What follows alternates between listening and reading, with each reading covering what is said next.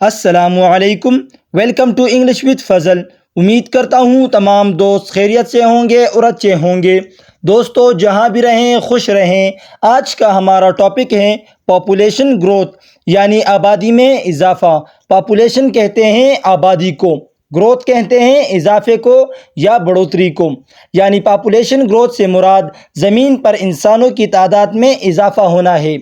سو friends, آج کے اس video میں ہم اس پیراگراف کو ٹرانسلیٹ کریں گے اور ورڈ بائی ورڈ میننگ سیکھیں گے، جس سے ہماری ووکیبلری امپروو ہوگی۔ تو دوستو، اگر آپ نے ہمارے اس چینل کو ابھی تک سبسکرائب نہیں کیا تو ابھی چینل کو سبسکرائب کر لے اور ساتھ میں لگے بیل آئیکن کو ضرور پریس کر لے، تاکہ ہماری آنے والی اس طرح کی نئی ویڈیوز کی نوٹیفیکیشنز سب سے پہلے آپ تک پہنچ سکے۔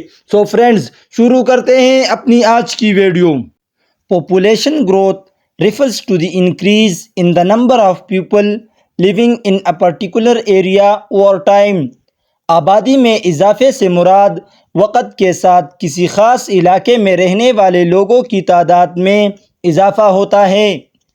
As more people are born، جیسے جیسے زیادہ لوگ پیدا ہوتے ہیں، and fewer people die، اور کم لوگ مرتے ہیں، the population continues to grow۔ آبادی میں اضافہ ہوتا رہتا ہے، مسلسل اضافہ ہوتا رہتا ہے۔ While a growing population can lead to economic development، اگرچہ بڑھتی ہوئی آبادی معاشی ترقی کا باعث بن سکتی ہے، it also presents challenges like limited resources، increased pollution and overcrowded cities۔ لیکن یہ محدود وسائل، بڑھتی ہوئی آلودگی اور بھیڑ بھرے شہر جیسے چیلنجز بھی پیش کرتی ہیں۔